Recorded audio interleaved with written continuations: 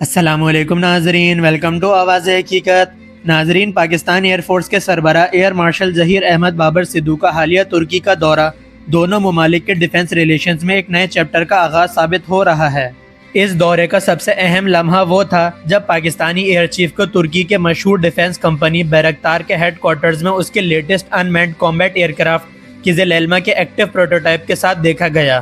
Year chief نے company کے senior official سے ملاقات کی اور ایئر کرافٹ کے ساتھ گروپ فوٹو بھی بنوائی، جو اس بات کا واضح اشارہ ہے کہ دونوں ممالک کے درمیان اس پلیٹ فارم پر سنجیدہ بات چیت چل رہی ہے۔ پاکستان ایئر فورس اس پروجیکٹ میں اس وقت سے دلچسپی رکھتی ہے جب اس نے اپنی پہلی سکسیسفل فلائٹ کی تھی۔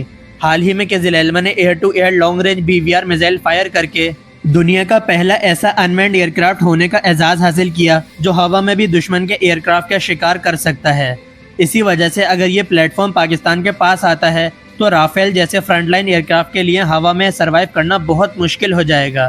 یہ system man to unmanned teaming کے ماڈرن وارفیئر کانسیپٹ پر کام کرتا ہے، جہاں 5th generation fighter aircraft اور آٹونومس ڈرونز مل کر بیٹل فیلڈ میں مشن انجام دیتے ہیں۔ قزل علمہ جیسے ڈرونز فرنٹ لائن پر ڈینجرس مشن کرتے ہیں، جبکہ پائلٹ والا ایئر کرافٹ پیچھے رہ کر گائیڈنس دیتا ہے۔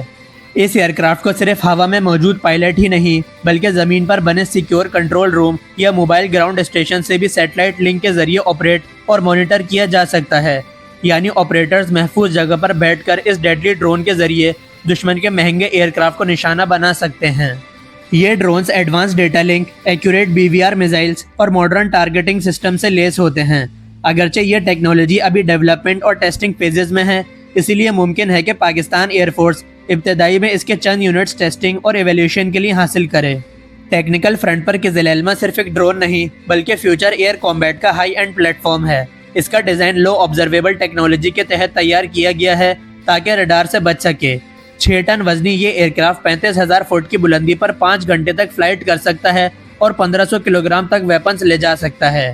اس کے ابتدائی ورژنز کی سپیڈ 740 کلومیٹر پر آور ہوگی، جبکہ فیوچر ورژنز ماک 1 سے ماک 1.5 تک پہنچ سکیں گے۔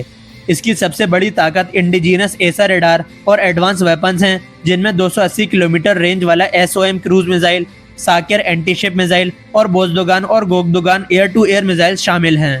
سیٹلائٹ کمیونیکیشن BLOS اور آٹونومس ٹیک آف اور لینڈنگ کی وجہ سے یہ ترکی کے نیول شپ TCG انادولو سے بھی آپریٹ ہو سکے گا۔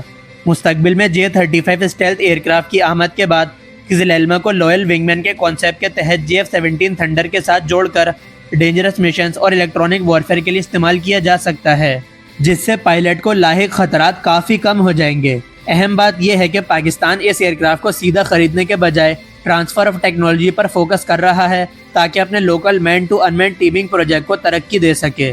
اس طرح کے آٹونومس ڈرونز کو کامیابی سے آپریٹ کرنے کے لیے 5th generation fighter year craft کی موجودگی ضروری ہوتی ہے۔ اگرچہ آفیشیل اسٹیٹمنٹ میں کان فائٹر جیٹ کا نام نہیں لیا گیا، لیکن ایئر چیف کی ترکی کے air force leadership, defence minister اور ایروسپیس انڈسٹری کے آفیشیل سے ملاقاتیں اس بات کا اشارہ دیتی ہیں کہ اس پروجیکٹ پر بھی ضرور بات ہوئی ہوگی۔ ترکی کافی عرصے سے پاکستان میں ڈیفنس انڈسٹری فیسلٹیز قائم کرنے کی پیشکش کر رہا ہے تاکہ دونوں ممالک مل کر ایشیا کی بڑی ڈیفنس مارکیٹ کو کور کر سکیں اور لوکل لیول پر سروسز فراہم کر سکیں۔